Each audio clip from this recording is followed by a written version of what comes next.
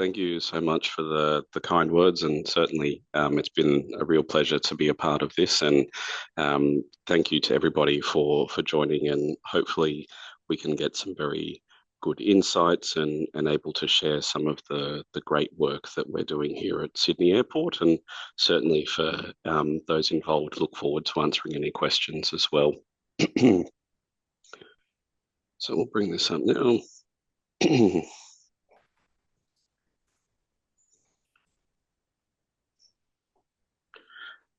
Okay, so this morning we're going to talk, or this afternoon for those who are not here in Australia, we're going to talk a little bit about safety culture and how we have been working on this at Sydney Airport, certainly during Sobre my este time tema en el and aeropuerto de at Sydney, the no time solamente durante of mi tiempo looking at this, participando acá, because sino safety a lo culture is largo something de lo that que es las is operaciones del part aeropuerto, of the porque airport and is la always being worked on.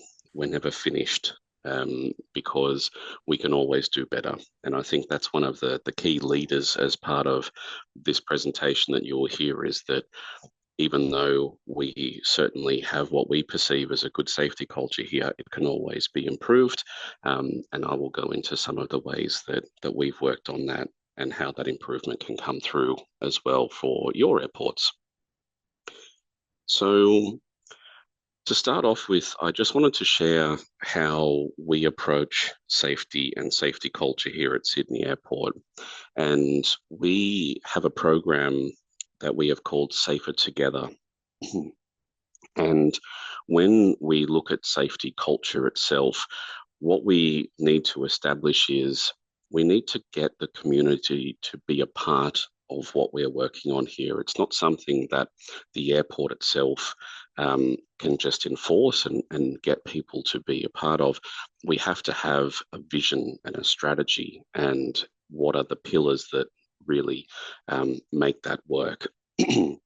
And so we did some work on working out what our message was going to be, and that message was safer together.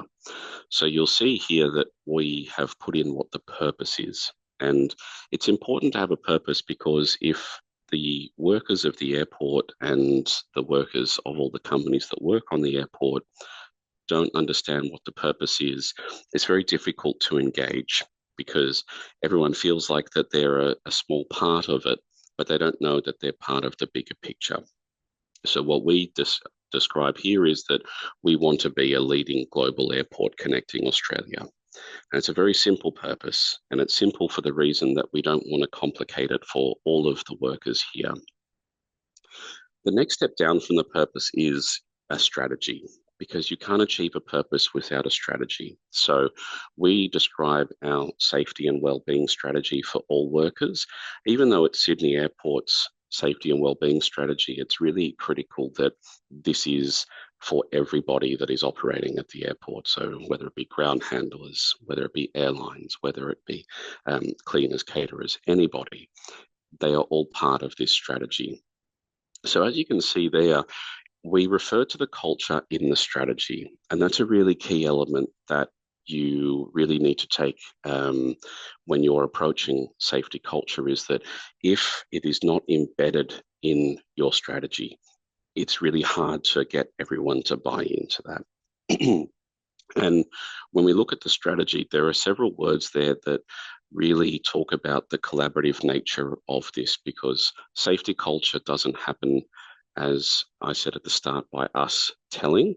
It happens by us consulting, by improving, and then focusing on the people. And it's a really key element that the people are what will change the culture in an organization. It's not the organization itself. Now, underneath the strategy, we have these 5 key pillars, and these 5 key pillars are something that we talk about as safety values that everybody wants to be a part of and make a part of the decisions that you're doing. Because when we talk about safety culture, we want people to make decisions that are empowered by safety.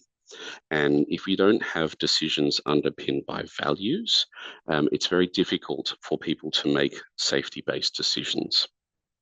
And what we empower everybody on the airport to do is we say, as long as you're making decisions around safety based on the values that we see here, we know that you're contributing to the improvement of safety.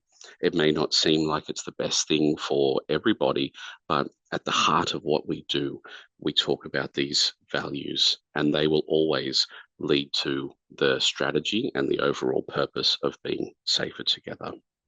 So the first item is we're all safety leaders.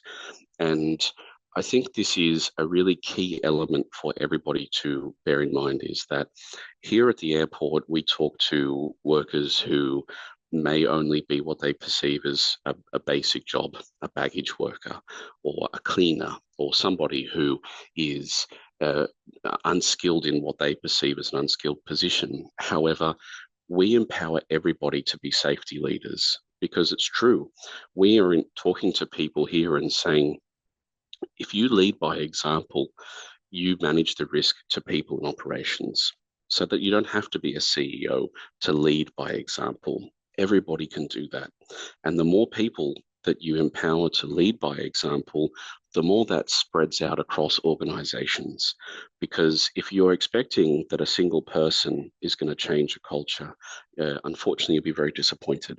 And so from our perspective, we wanted to recognize that process. The second element is we learn and recognize success. And this value is really critical here because you can't improve a culture if you don't recognize the small wins. I sort of look at this in terms of when you're building a house, you start with one brick. And if you don't celebrate the fact that you've put down that first brick, it loses its meaning, it loses its importance. And so people feel undervalued. And this doesn't mean that you have to recognize people by giving out vouchers or you give awards recognizing somebody, but it's as simple as someone like myself or anyone at the airport, when you're walking around outside, if you see someone picking up a piece of FOD or if you see somebody calling out a safety behavior, even if it's just going over and saying, thank you for doing that, it's really appreciated. It's really important to recognize those individual contributions because that then starts to spread and they talk to other people. And from a little sort of seed, you begin to germinate or grow the flower or the plant of the culture in the organization. The third item is we speak up on safety. And this is probably the most important value that we talk about here at the airport because when we look at safety culture, I said at the very start, everybody has a part to play and everybody should be empowered to call out unsafe behaviors because if you don't empower everybody to do that, you miss some of the most important elements because as managers, often we're not out there every day seeing what's happening. The workers are. And if those workers are not empowered to be able to call what they perceive as an unsafe act, then we have problems. So you'll see, though, when we talk about that, we talk about acting with integrity. And it's really critical because when we talk about speaking on safety, we're not encouraging people to just put everything in the system and say, well, that's done. What we're talking about here is having the integrity that when you see a behavior that is unsafe, you call that out and you're supported by your organization. We also talk about the courageous conversations. And again, when you have a value in there, it's important that you have words that resonate with people. And having a courageous conversation isn't about belittling somebody for doing the wrong thing. It's about feeling empowered to speak up and recognize that you have seen something that is unsafe. And no matter whether it's the CEO, whether it's your friend or your colleague or someone from a different company, everyone will support you in that endeavor. So that's why it's really important as a value for us. The fourth item is we innovate and continuously improve. Now, this value is about the work that I spoke at the very start of this presentation, that a safety culture is never done. it's never finished. You never achieve the best safety culture in the world because it is a continually evolving thing. As new people come into a business, as things change, as new information comes out, we're continuously trying to improve. So we strive for excellence, both in safety for our people, partners, and passengers. I think it's very important there as well that you include all the groups. It's not just we're trying to continuously improve the airport, we're trying to improve the safety for everybody that's here because we are one big family, essentially, as an airport. And then the final value that we speak about here is we care, support, and work together. And this is, for me, a really heartening thing to see because we do care about each other. I think I used the word family just before, and we are a big family here at the airport. At Sydney Airport, we have over 30,000 workers from all of the different organisations, whether it be ground handlers, again, cleaners, caterers, refuelers. All these companies have so many people, and we all care for each other so that when an event happens, it affects us all. So we really have to work together and support each other. And as part of that, we integrate well-being into our culture because we have to act inclusively and treat people with respect. Just as you would in your own family, we all are able to talk with respect to each other and we all care about each other's well-being. So in terms of, I guess, an overall summary, just sort of looping back to what this is about, the work that we've done here at Sydney Airport was we established this process through engagement with all of our workers, with talking with the community, working out again from the top down, what's our purpose, what's the strategy to achieve that purpose, and then what are the values that underpin that particular safety strategy. And that's how we developed our approach to safety culture here at Sydney Airport. So then we moved into the delivery of our key principles. So I won't go in depth into this slide here, but when I talk about our safety strategy, we wanted to look at the overall system.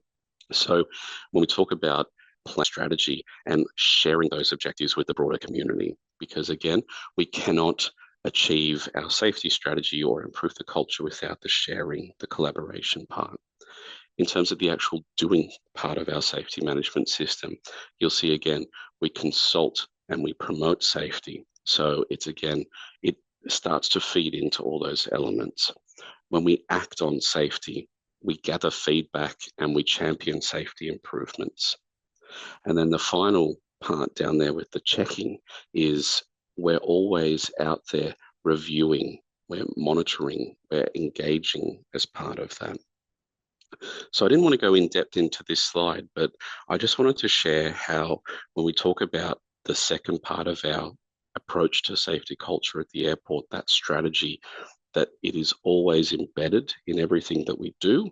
And each part of our SMS will always be about engagement and consultation with everybody that is part of the community, because again, you cannot improve safety culture and you cannot have a really good positive approach to safety without that consistent collaboration with everyone at the airport.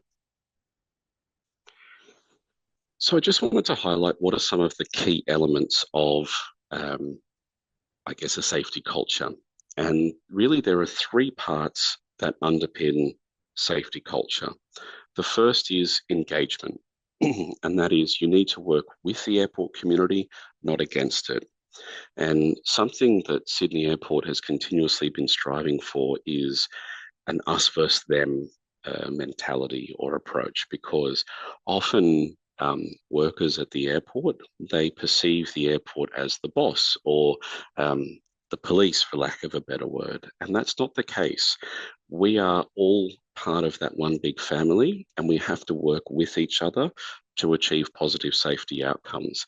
Yes, there will be times when you do have to use firmness or discipline to approach a safety event to prevent recurrence if that involves negligence. But at the end of the day, everyone approaches it collaboratively. The second element is communication. And when we talk about communication here, you have to ensure communications are undertaken at all levels. It's not just about the CEO talking to the CEO of other organizations. Yes, things do start from the top down, but it's important that communications from the airport are undertaken at everybody's level. So, right from the very workers that are servicing aircraft all the way through to the senior executives, those communications have to be consistent and they have to be aligned with what they're trying to achieve for those particular levels. And then the final element is feedback. One thing that we certainly have learnt here at Sydney Airport is, even though it is a collaborative approach, that it can't just come from the airport, it has to also come from the community and the people who are part of it. So whilst we can conceive a strategy, we can conceive a purpose and values, you have to continuously solicit feedback from everybody that's involved. And so when I talk about here, it's you have to actively use the feedback as well. It's not enough to just solicit the feedback, you have to use it. So what does engagement look like? And I've just put a couple of photos here on this page which reflect what engagement is at Sydney Airport. So the first slide is a FOD walk that we undertook with stakeholders from all elements of the business, both the commercial, the administrative staff in the offices that might never get out on the airfield. But again, it was bringing everybody together to show that they are all a part of the airport and all a part of contributing to safety. So we lead these kinds of FOD walks with the internal business units of Sydney Airport once a month. And we also encourage people when they finish with these to reach out to us if they wish to participate in them again, because certainly it allows you to feel like you are part of that family in the office space when you might not otherwise be part of the airport. The second photo on the right-hand side was from one of our food engagements. It sounds silly, but one of the best ways that you can engage with the workers on the airfield is to give free food. And we very much enjoy being able to engage over a cup of coffee and some kind of tasty sweets. And so what we do is during Airport Safety Month, but also once every 3 months, we will host a food safety engagement at different parts of the airport. And workers are encouraged to come out and just talk as peers, talk as friends, talk about whatever they feel is happening out there. And we listen to that feedback and we take that feedback on board. And that helps feed what we're doing in terms of our overall strategy, because it's important, as I said before, that everybody feels like they are a part of what is happening out there. And then the bottom engagement item was one of those quarterly safety engagements. And you can see that we talk about the values that we have here at Sydney Airport. And we want people to do the right thing. And so we have these signs that we bring out, and they are always on the airfield around so that everybody is consistently seeing the message. So when we have these kinds of food safety engagements, as we call them, that everybody is still seeing the message and understanding what we are all here for. So in terms of communication, now I mentioned previously that it's really important that you have communication at all levels. And so I've just included a brief synopsis of some of the ways that we communicate to all the different levels of people and how they feed into each other. So moving from the bottom down, you can see we have several forums that work in with our airport partners. Then we talk about runway safety team, our ramp safety, our airlines, our contractors, and the project teams. All of those areas are very important parts of the airport business, and they involve both internal stakeholders from the airport as well as external stakeholders from all of the different organizations. Now, all of those forums feed into the next level up, which is an internal only safety and wellbeing employee committee. And this is really important because when we talk about feeding into each other, our own internal employees are always out there on the ground. They're in the offices, they're hearing things. And so when we take the feedback from both of these areas, we're then able to feed them up into a management level approach. So we have 3 key management level forums that review all of the information being fed up, as well as from the information being fed down. So we have an organizational safety implementation steering committee, an aviation safety committee, and then our insights into significant events. And this is really important. This we call it the IC forum, is where we review every safety event that has the potential to either harm or cause significant damage to persons or property. And it's a cross-functional group of executives in safety who be from construction. They're also from aviation, organizational, environment, all different areas. And we peer review these safety events and we talk about what are the tangible, the physical outcomes of these events that we can share and feed back into the airport partner and the staff forums to get the message out to all of the stakeholders. And from the other side, if there's support needed from an executive or a director level, we can feed that up. And then from an executive and director level, we still have that engagement from the levels down and also the levels up. So at no stage is there a forum that does not have a collaborative approach in communication. Now, this has taken a lot of work to do. It's not an easy step, this, because, again, trying to establish each of these levels and how they interact with each other can sometimes almost feel overwhelming for workers. So it's really important that when establishing a structure, you can put it in a format like this and see how everything feeds into it. So taking a step back and looking at, well, actually, are these the best ways of engagement? Do these forums work? Because previous to this, we had several more forums, but what we found was that those forums doubled up on the communication and you were losing the message. You were losing that positive approach to safety culture that we were trying to instill. And so we combined them into it and we found this is what works. Now, this might not work for every organization, which is why it's incredibly important to take that holistic view, step back and look at how do we feed information up and how do we feed information down and communicate that to our stakeholders. The final element is feedback. And I've included a snapshot here of something that we do every year. I mentioned that it is very important to solicit feedback and listen to that feedback. So we actually send out a safety culture survey to everybody that works in the airport environment, and we encourage those people to speak up anonymously. We can't identify who is submitting this because, again, everybody contributes to safety. And when we do this survey, it takes about 5 minutes and it helps us build a picture of what are people thinking about the safety culture at the time. It allows us then to take that information, review what it says, and act on that feedback.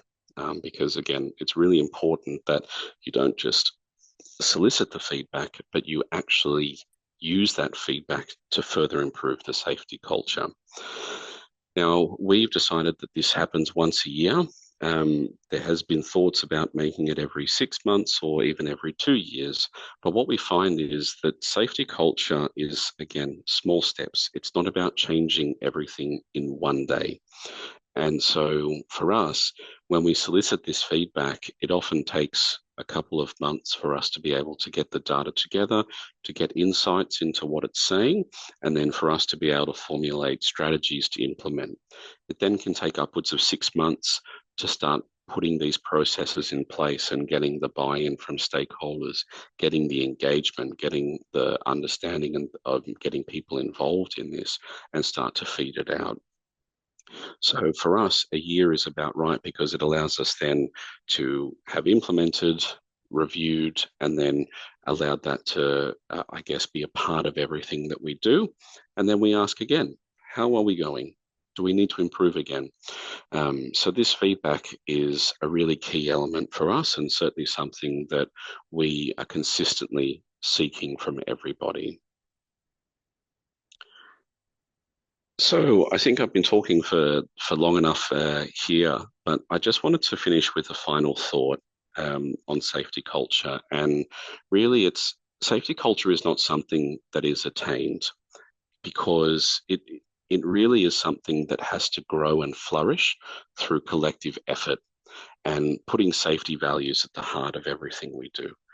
I think it is really critical that you, as an organization, continuously are striving on this. You don't just get safety culture. It's not something that you wake up in the morning and you say, well, we've got a great safety culture today. It grows organically. And you, as individual workers, all contribute to that. And certainly, if you aren't engaging, if you aren't getting everybody on board, the flower doesn't grow, it doesn't flourish, and it can go backwards. So, really, from my side, it's incredibly much a collective effort and putting safety values at the heart of everything we do. Um, and that's it. So, thank you very much for listening, and hope there was some good insights there. And I'll hand back over to the group.